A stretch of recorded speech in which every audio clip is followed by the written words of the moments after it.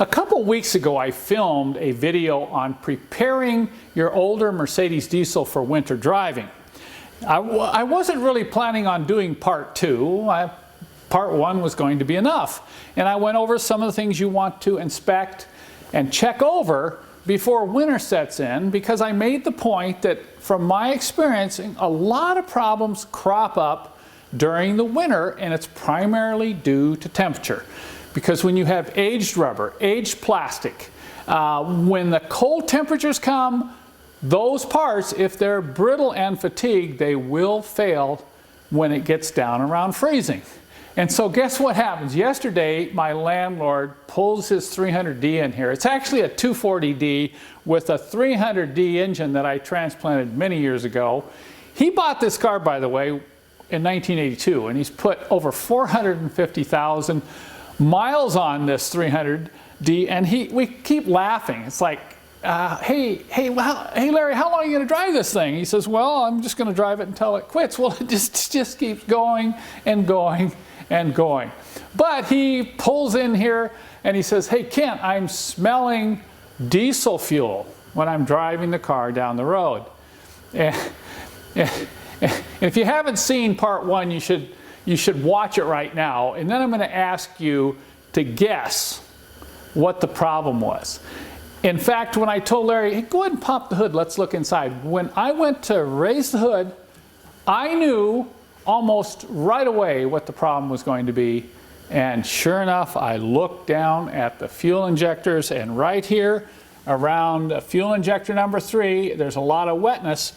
And when you take that braided flexible injector return hose and bend it like this, you can actually see fuel oozing out of the braid. And this is real common, particularly right at the injector nipples, because that's the area of most of the heat, and that's the other thing that causes deterioration of these fuel injector hoses. So he was smelling fuel. He was smart enough to do something about it before that hose broke and started pumping diesel all over the road. Even driving it into the shop here, I can see a couple drips. But while it's in here, I'm going to go ahead and do the winterization pre-check for him as well. We're going to look at all the fuel hoses, including, don't forget those fuel hoses back at the fuel tank underneath the car. They can fail too, and you'll see wetness, fuel wetness, under your rear end. So check those. We're going to check all the hoses, all the clamps, and we're going to replace these flexible return hoses. Now this is an easy DIY job. If you have an older diesel, I would highly recommend that you purchase a roll of this injector return hose from us at Mercedessource.com. We give you a roll that's long enough to do 2 diesels, and just keep it in the car with you. You can't believe how many times I've seen these things leaking fuel out of these little hoses. And we'll use the old hoses to cut new ones and install them. The hose roll that we sell comes with complete digital instructions that come, and you can do this yourself. Even if you haven't worked on a car before, you're going to need a few simple hand tools to get the job done, but it's something you should do, and it's really easy to do. So I hope that proves a point. With winter coming, be sure and check out your old diesel. Okay, we're not done yet. Little epilogue here, because I found something that I really want to show you. First off, take a close look at that leaking injector return hose. You can see how badly deteriorated the end is, but notice how hard it is.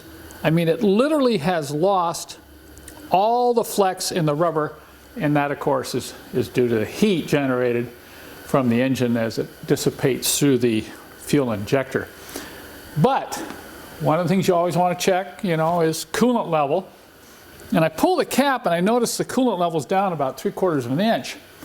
And when that happens, I always inspect the cap. The cap has a rubber seal, and you want to look and see how badly deteriorated that seal is. You'll see a groove here.